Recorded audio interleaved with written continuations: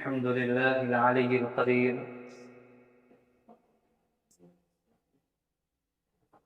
والصلاة والسلام على نبيه الأمين وعلى آله الطيبين وأصحابه الطاهرين ومن تبعهم بإحسان إلى يوم الدين. أما بعد، فأعوذ بالله من الشيطان الرجيم. بسم الله الرحمن الرحيم. هو الذي أرسل رسوله بالهدى ودين الحق ليظهره على الدين كله. قال النبي صلى الله عليه وسلم: يوشك الأمم أن تداعى عليكم كما تداعى الأكلة إلى قصعتها. قالوا: ومن قلة نحن يومئذ يا رسول الله؟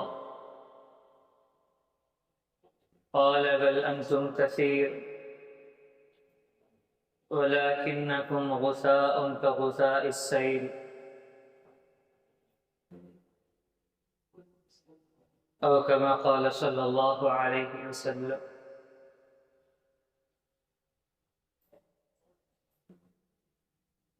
محترم بزرگوں اور دوستوں، اللہ تعالیٰ کا احسان ہے، اللہ تعالیٰ کی بہت بڑی نعمت ہے کہ اللہ تعالیٰ نے دین اسلام سے وابستہ فرمایا. ایمان اور اسلام کی دولت سے اللہ تعالیٰ نے ہمیں مالا مال کیا. اتنی بڑی دولت ہمارے مقدر میں آئی. اللہ تعالیٰ کی بہت بڑی نعمت ہمیں میسر ہوئی. یہ اللہ تعالیٰ کا بہت بڑا احسان ہے، اللہ تعالیٰ کی بہت بڑی نعمت ہے. اسلام کا جب سے آغاز ہوا، اللہ کے نبی علیہ السلام نے جس وقت سے، جس گھڑی سے اسلام کا اعلان کیا، اللہ تعالیٰ کی وحدانیت کا، اللہ کے ایک ہونے کا، اور ہمارے نبی کی نبوت کا جس وقت ہمارے نبی نے اعلان کیا، جس وقت سے لوگوں کی نگاہوں میں، لوگوں کے کانوں میں اسلام کی آواز پڑی، اسی وقت سے اسلام کا مقابلہ شروع ہوا.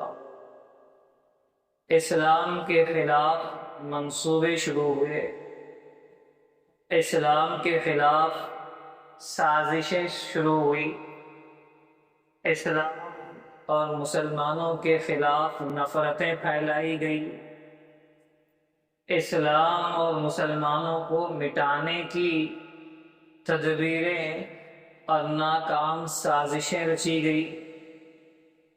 مسلمانوں سے مقاطعہ کا سلسلہ شروع ہوا، عداوتوں کا سلسلہ شروع ہوا. یہ اسی وقت سے ہوا جس وقت سے ہمارے نبی نے کلمے کا اعلان کیا، اللہ کی وحدانیت کا، اپنی نبوت کا لوگوں کے سامنے اعلان کیا، بیان کیا. اسی وقت سے یہ ساری باتیں شروع ہو گئی.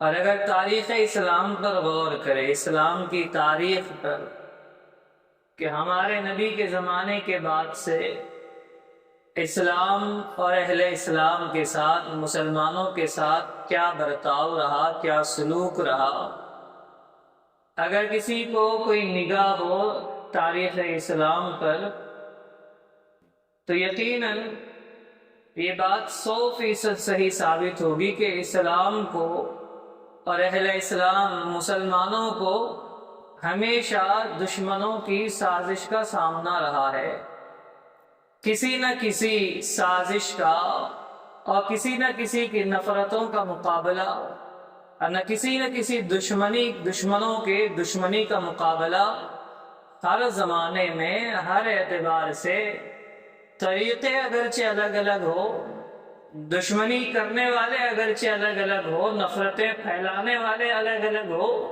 لیکن ہر زمانے میں اسلام کے روز اول سے پہلے ہی دن سے یہ جو سلسلہ شروع ہوا ہے آج تک جاری ہے۔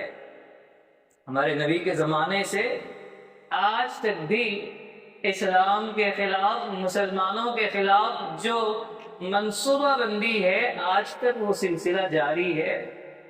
لیکن قرآن کریم میں اللہ کے نبی علیہ السلام کے زمانے میں جب یہ سازشیں ایک حد تک بڑھ گئی اور مسلمانوں میں تکلیفوں کا انبار جمع ہو گیا، مسلمان تکلیفوں سے بے چین ہو گئے، پریشان ہو گئے، اللہ کے نبی علیہ السلام کو اور آپ کے ماننے والوں کو مکہ چھوڑنا پڑا، مدینے کی طرف ہجرت کرنی پڑی۔ لیکن ایسے موقع پر قرآن کریم اعلان کرتا ہے یریدون ان یطفئوا نور اللہ بافواہہم، وہ لوگ یہ چاہتے ہیں کہ اللہ کے اس چراغ کو، اللہ کے اس روشنی کو اپنے منہوں سے پھونک پھونک کے بجھا دیں۔ لوگوں کی سازشیں ہیں، وہ چاہتے ہیں کہ اللہ کا یہ جو چراغ ہے، یہ جو اسلام، جو دین اور مذہب ہے، اس کے بارے میں ان کی ناپاک سازشیں اور ناپاک منصوبہ یہ ہے، وہ چاہتے ہیں کہ اپنے منہ سے پھونک کر اس کو بجھا دیں۔ لیکن قرآن کریم اللہ تعالیٰ اعلان کرتے ہیں وَيَأْبَى اللَّهُ إِلَّا أَن يُتِمَّ نُورَهُ، اللہ نے انکار کر دیا، اب یہ نہیں ہو سکتا کہ لوگ اپنی پھونکوں سے اسلام کا چراغ بجھا دیں، اپنی پھونک سے، اپنی سازش سے، اپنی منصوبہ بندی سے کوئی اسلام کے نور کو، اسلام کے چراغ کو ختم کر دے، ایسا نہیں ہو سکتا۔ وَلَوْ كَرِهَ الْكَافِرُونَ وَلَوْ كَرِهَ الْمُشْرِكُونَ، اگرچہ کہ کافروں کو یہ پسند نہ آئے، اگرچہ کہ مشرکوں کو اس دین کی ترقی ان کو ناگوار گزرے، ان کو نہ جچے، ان کو یہ گوار محسوس نہ ہو، پسندیدہ محسوس نہ ہو، اللہ نے اعلان کر دیا هو الذی ارسل رسولہ بالہدی ودین الحق لیظہرہ علی الدین کلہ، اللہ وہ ذات ہے جس نے اپنے رسول کو بھیجا علی الدین کلہ، کہ یہ جو دین اللہ نے رسول کو دے کر بھیجا ہے یہ تمام دینوں پر غالب رہے گا۔ اس دین میں دبنے اور جھکنے کا، مغلوب ہونے کا مادہ نہیں ہے، اس دین میں ختم ہونے کا مزاج نہیں ہے، اس دین میں کمزوری کا کوئی نقطہ نہیں ہے، یہ دین تو غلبے والا دین ہے۔ لوگ یہ چاہتے ہیں کہ اس دین کو مٹا دیں، لوگ یہ چاہتے ہیں کہ اسلام اور مسلمانوں کا خاتمہ کر دے، لیکن ان کو بتایا گیا کہ اس دین کے بارے میں یہ خواب سوچنا کہ اس کو ہم مٹا دیں گے، یہ بالکل خواب ہے، کبھی بھی یہ مکمل ہونے والے نہیں ہیں۔ ان خوابوں کو سوچنا، ان کی فکر کرنا چھوڑ دے۔ یہ دین غلبے والا دین ہے، یہ دین بلندیوں والا دین ہے، یہ دین کبھی ختم ہونے والا نہیں ہے، کبھی کمزور پڑنے والا نہیں۔ تو اس دین کے خلاف اللہ کے نبی علیہ السلام کے زمانے سے جتنے منصوبے بنائے گئے، جتنی تدبیریں کی اور کرائی گئی، ساری تدبیریں اپنی اپنی جگہ ناکام ثابت ہوئی۔ اب تک کے جو لوگوں نے ارادہ کیا کہ اسلام اور اہل اسلام کا خاتمہ کر دے، ایسا نہیں ہوا۔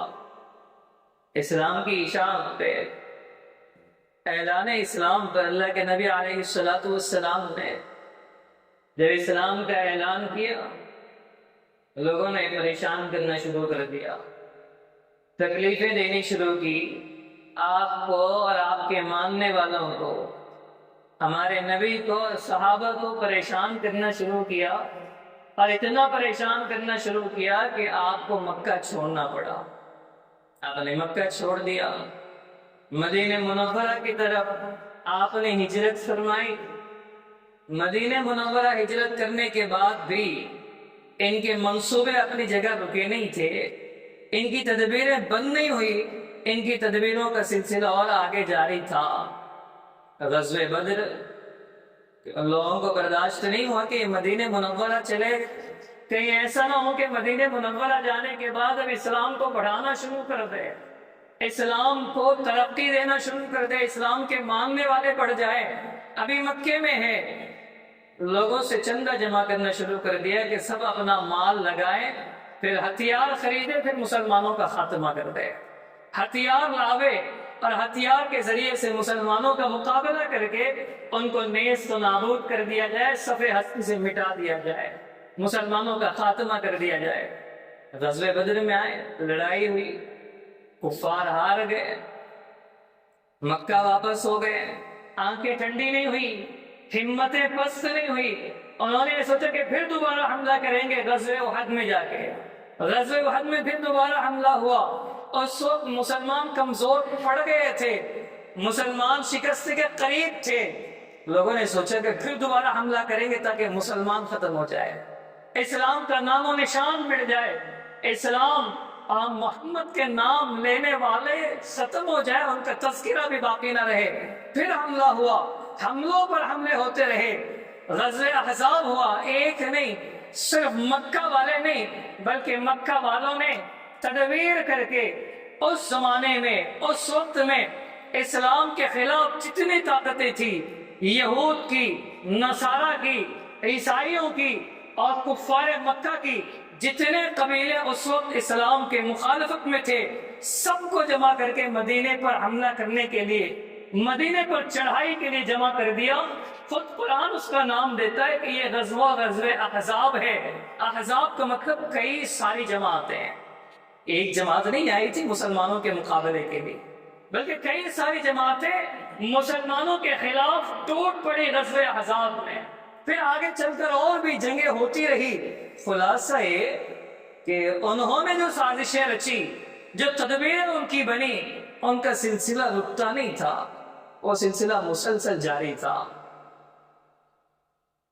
ہمیشہ ایک کوشش تھی، یہ فکر ہمیشہ ان پر سوار تھی کہ یہ جو مسلمان اسلام کا نام لینے والے، محمد کی باتیں کرنے والے، عرش کی باتیں سنانے والے، اپنی آنکھوں میں نظر نہ آنے والی غیب کی باتوں پر ایمان لانے والے، یہ ہماری آنکھوں کو کھٹکتے ہیں، یہ اتنے سارے خدا جو ہمارے رکھے ہیں، ان کو چھوڑ کر ایک خدا کی بات کرنے والے یہ پسند نہیں آتے، یہ مشرک نہیں ہے، یہ موحد ہے، ایک خدا کی بات کرنا ان کو پسند نہیں آتا تھا، اور سازشیں مسلسل چلتی رہتی تھی۔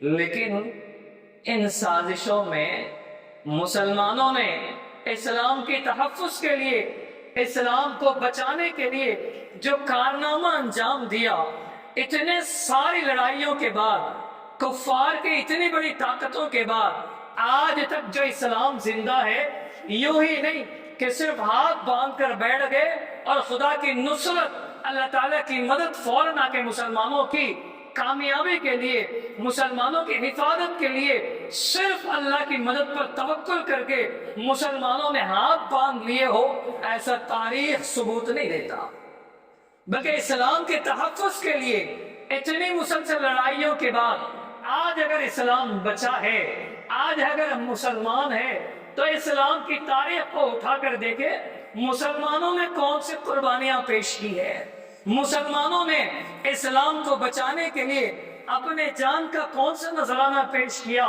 غزوہ بدر میں 313 کی تعداد مسلمانوں کی ہے، 1000 کی تعداد کفار کی ہے۔ مشورہ ہوتا ہے کہ اب لڑنا ہے یا واپس جانا ہے۔ کفار کی تعداد زیادہ ہے، ان کے پاس کھانے پینے کا سامان ہے، ان کے پاس سواری کا سامان زیادہ ہے، ان کے پاس ہتھیار زیادہ ہے۔ ہمارے پاس سواری بھی نہیں ہے، ہتھیار بھی نہیں ہے، مردم شماری گنتی بھی نہیں ہے، 1000 اور 313 اب مشورہ ہو رہا کہ اب رہنا ہے، کفار سے لڑنا ہے، اسلام کو بچانے کے لیے، دشمنوں کا خاتمہ کرنے کے لیے مضبوط جمنا ہے، یہ مدینہ جانا ہے۔ تو صحابہ یہ مشورہ نہیں دیتے کہ وہ تعداد تو زیادہ ہے، ہم واپس جائیں۔ لیکن اس وقت صحابہ کے جو مشورے ہیں، صحابہ کی زبانوں پر یہ آتا ہے ہم لڑنے کے لیے تیار ہیں، مریں گے یا مر جائیں گے، ماریں گے یا مر جائیں گے۔ اسلام کے تحفظ کا مسئلہ ہو، اسلام کی بقا کا مسئلہ ہو، مسلمانوں کی زندگی کا مسئلہ ہو، اس وقت کفار کی تعداد ہم نہیں دیکھتے، کفار کی طاقت پر ہماری نگاہیں نہیں ہیں، ان کے پاس جو تیر و تلوار، جو خنجر اور نیزے ہیں، اس پر ہماری نگاہیں نہیں ہیں۔ ہم یہ نہیں دیکھتے کہ سامنے ہزار ہے سواریوں کے ساتھ، ہمارے پاس لکڑیوں کے ڈنڈے بھی نہ ہو، ہمارے پاس 313 کی تعداد ہو، ہم ہمت ہارنے والے نہیں ہیں۔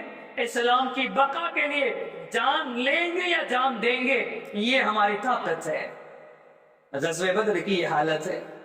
غزوہ احد میں حالت ایسی بن گئی کہ مسلمانوں میں شیطان نے ایک آواز لگا دی کہ اللہ کے نبی شہید ہو گئے، اللہ کے نبی شہید ہو گئے۔ پیچھے سے کفار نے حملہ کیا، حالت ایسی بنی کہ بعض مرتبہ مسلمانوں کی تلواریں مسلمانوں پر چلنے لگی، ہوش اڑ گئے، مسلمان زخمی ہے، شہید ہونے والوں کی تعداد بڑھتی جا رہی ہے۔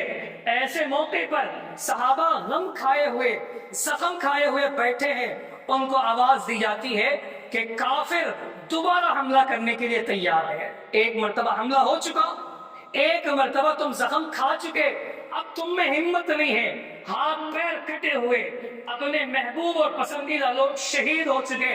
ایسے موقع پر صحابہ کو آواز دی جاتی ہے کہ اب دوبارہ اور ایک مرتبہ آگے بڑھنے کی ضرورت ہے۔ کفار ہمت کرتا ہے کہ مسلمانوں کا خاتمہ کر دے، وہ مکہ جانے کے بجائے واپس دوبارہ تم پر لوٹ آنا چاہتا ہے۔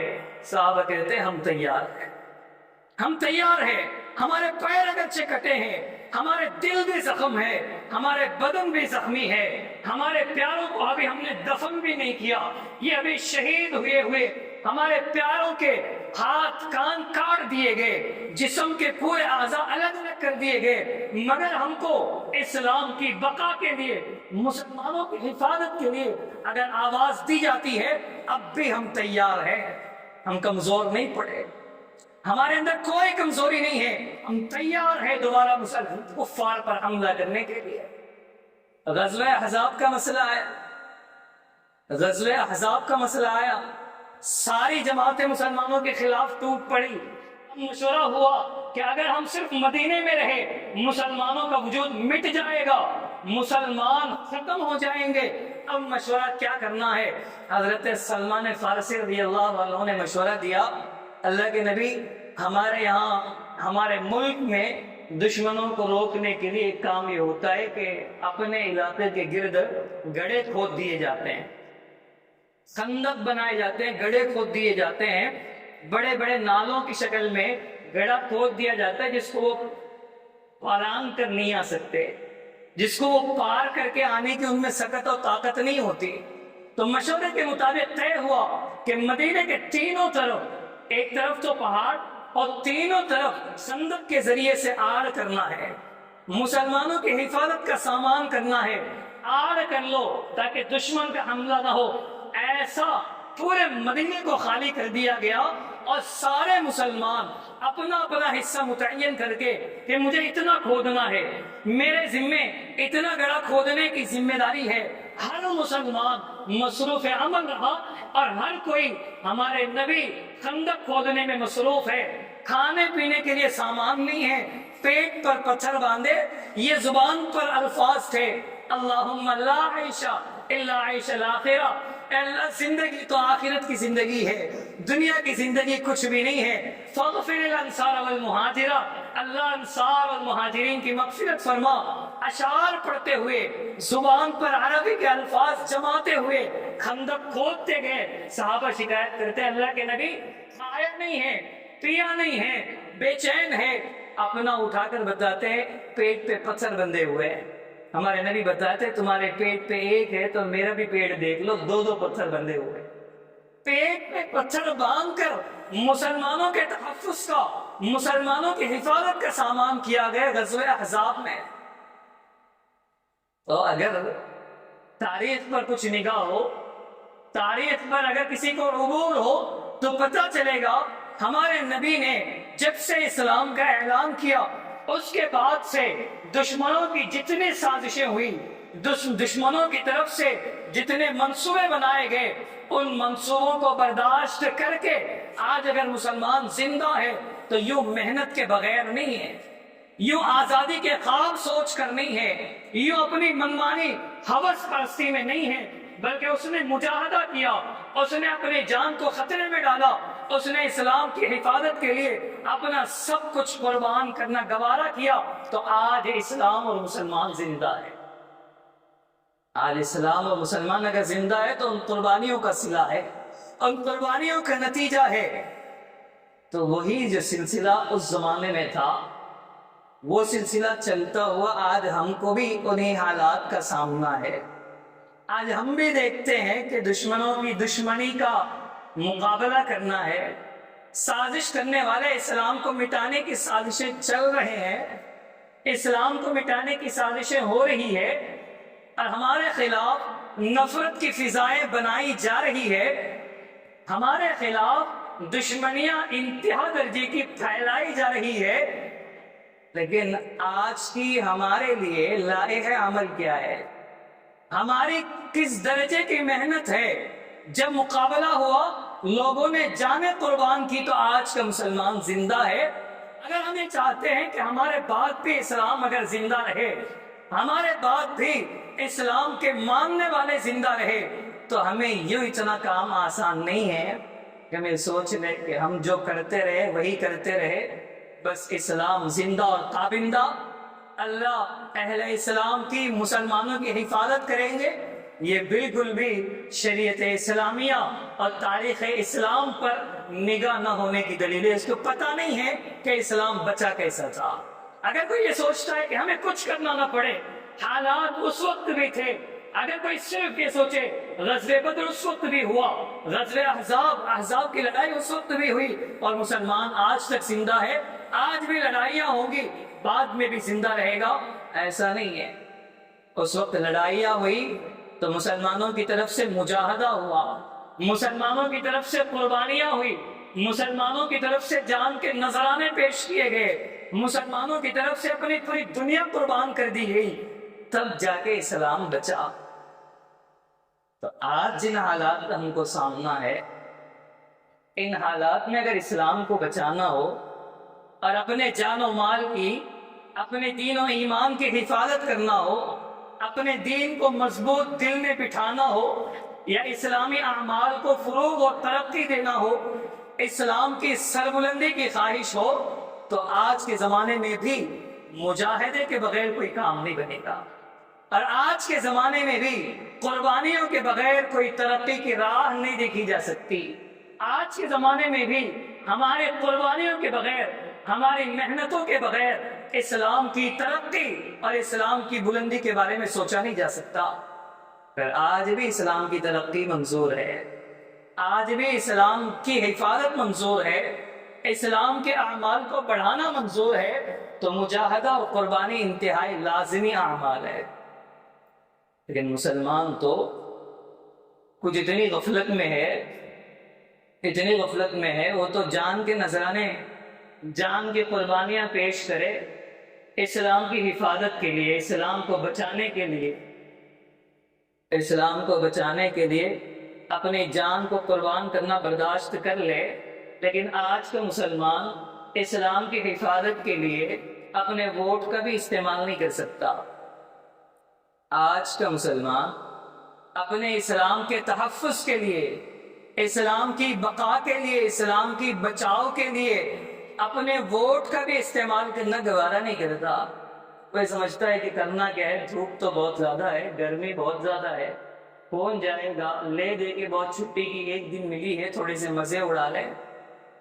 حالانکہ ملک میں ہمارے دین اور مذہب کی حفاظت کا مسئلہ ہے، ہمارے ایمان کی تحفظ کا مسئلہ ہے، اسلام کی بقا کا مسئلہ ہے، ہماری دنیا کا بھی مسئلہ ہے، دین کا بھی مسئلہ ہے، ایسے موقع پر مسلمان کو یہ کہا جاتا ہے کہ ووٹ کا صحیح استعمال کر کے اپنے دین اور ایمان کی بچاؤ کا سامان کر لے، اپنے ووٹ کا صحیح خیال کر کے، اس کا صحیح سامان کر کے اپنے دین اور ایمان کی حفاظت کر لے تو بہت بوجھ محسوس ہوتا ہے آج کے مسلمان کو۔ ووٹ کا استعمال کرنا بڑا بوجھ معلوم ہوتا ہے کہ جائے کون، لمبی لائن میں کون کھڑے ہو، اور کس کو اتنی فرصت ہے کہ ایک دن کا جو چھٹی کا وقت ملا جا کر وہ گرمی میں گزارے۔ آج کے مسلمان کا یہ حال ہے، آج کے مسلمان کا یہ حال ہے۔ بھئی ایک آپ کا ووٹ کا حق ہے، صحیح تھوڑا سا استعمال کر لو۔ آج آپ کا ووٹ ہے، آپ کے ووٹ کی طاقت اتنی ہے، آج کے آپ کے تیر اور تلواروں میں وہ دم نہیں ہے، آپ کے جسمانی طاقت میں وہ دم نہیں ہے، آج کے آپ کے چیخ و پکار میں وہ دم نہیں ہے جو آپ کے ووٹ میں دم ہے۔ آج آپ کے چلانے کا دم نہیں ہے، آج آپ کے تیر و تلواروں کا دم نہیں دیکھا جائے گا، آج آپ کی گنتی، سروں کی گنتی نہیں دیکھی جائے گی، آج آپ کے ووٹ کی طاقت دیکھی جائے گی کہ اس میں دم ہے۔ دم تو اس میں تھوڑا سا استعمال کر کے تو بتائے، اپنی دم و طاقت کا استعمال کر کے بتائے۔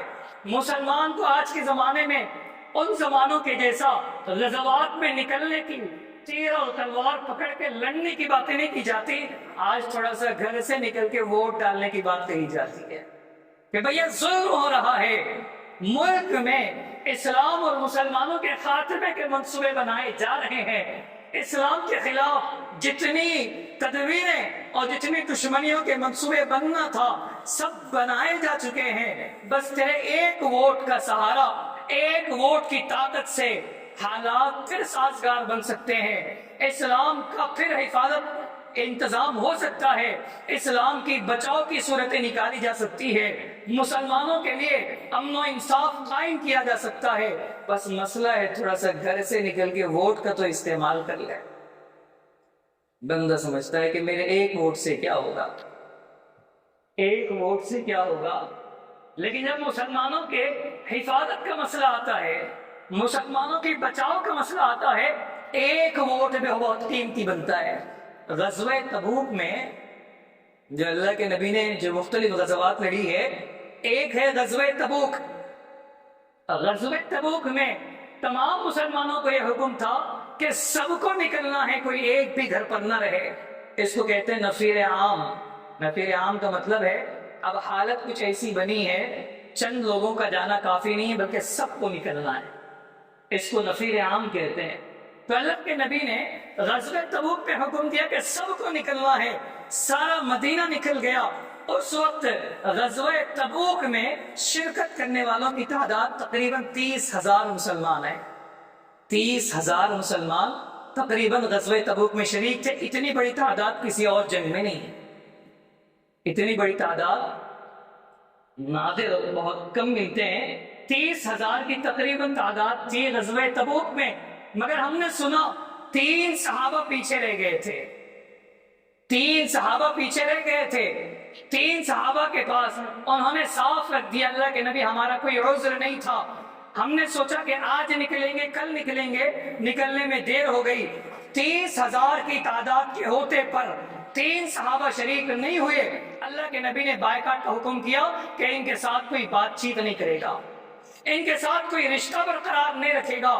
3 صحابہ تقریباً 50 دن تک انہوں نے ایسے زندگی گزاری، کہتے ہیں وضاقت علیہم الارض بما رحبت، زمین تنگ ہو گئی تھی، زمین تنگ ہو گئی تھی، کوئی اپنا بات کرنے کے لیے تیار نہیں ہے، نہ بھائی بات کرنے کو تیار ہے، نہ باپ بات کرنے کو تیار ہے، نہ خاندان والا گھر میں آنے دینے کو تیار ہے، کوئی اپنے قریب بھی نہ آنے دے۔ جب تک توبہ کی آیت نازل نہیں ہوئی اس وقت تک 3 صحابہ کا بائیکاٹ کا معاملہ چلا۔ حالانکہ تعداد غزوہ تبوک میں کتنی تھی مسلمانوں کی؟ 30,000 تعداد ہے، لیکن 3 صحابہ نہیں آئے۔ اللہ کے نبی نے فرمایا ان کا بائیکاٹ کرو، ان سے کوئی رشتہ ناتا نہیں ہوگا، ان سے کوئی بات چیت نہیں ہوگی، ان سے کوئی تعلقات باقی نہیں رہیں گے، ان کا رشتہ ختم کرو۔ پھر جب اللہ نے آیتیں نازل کر دی، توبہ قبول کر لیا، پھر اس کے بعد سلسلہ جاری ہوا۔ وہ صحابہ ہے 30,000 کے رہتے ہوئے پر بھی اللہ کے نبی نے 3 لوگوں کا بائیکاٹ کر دیا۔ آج کے زمانے میں جب اسلام کے بچاؤ کا مسئلہ ہے، اسلام کے تحفظ کا مسئلہ ہے، تو یہ سمجھ کے چھوڑ دینا کہ میرے ایک ووٹ سے ہوتا کیا ہے۔ آج کے زمانے میں اگر کوئی ووٹ نہ دیتے ہوئے یہ سمجھتا ہے میرے ایک ووٹ سے کیا ہوتا ہے، یقیناً وہ بائیکاٹ کا حقدار ہے۔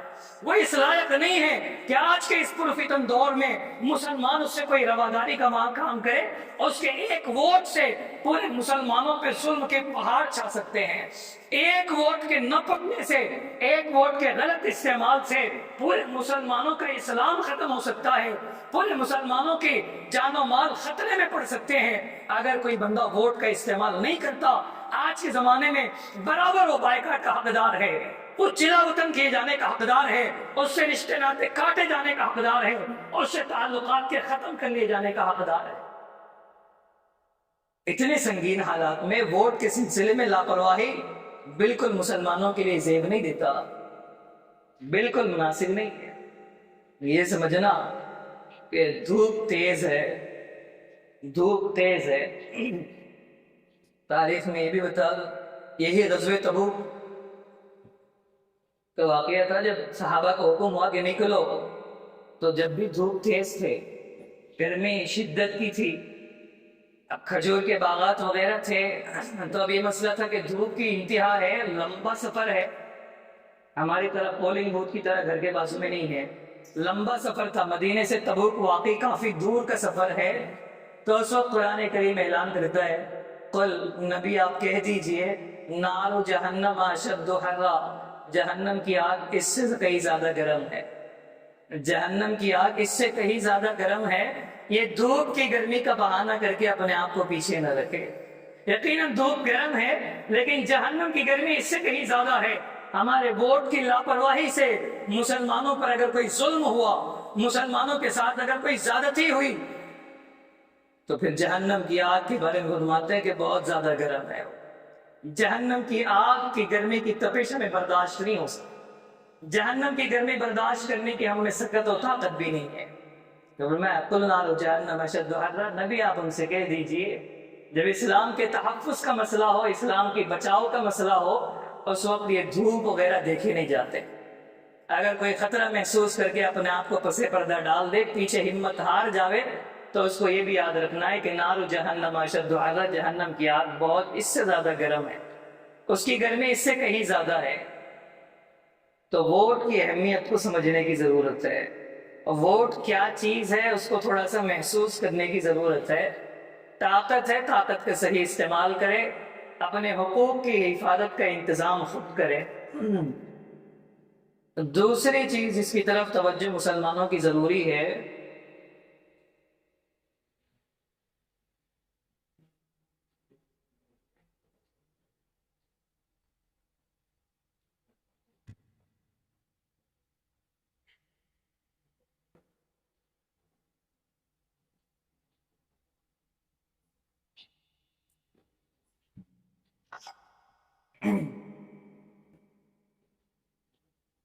دوسری ایک اور چیز ہے جس کی طرف مسلمانوں کی توجہ ضروری ہے، وہ ہے مسلمانوں کا آپسی اتحاد، مسلمانوں کا آپس میں جڑے رہنا۔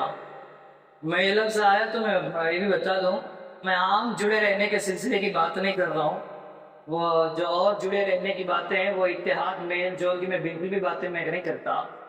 میں بس یہاں ووٹ کی بات آئی تو میں ووٹ کی مفید اور اسی کی مطلب کی بات کر رہا ہوں کہ مسلمانوں کے ووٹ منتشر نہ ہو، مسلمانوں کے ووٹ بکھرے نہ، اور مسلمان جب ایک دشمن کا مقابلہ کرنے کے لیے تیار ہے، اس وقت ان کا استعمال ہونے والا ووٹ ضائع نہ جائے، بیکار نہ ہو، ایسے کسی فرد کے لیے ووٹ کا استعمال نہ ہو جس کے لیے ووٹ دینا ہم پر ہونے والے دشمنیوں کو روکنے کا ذریعہ نہ بنے۔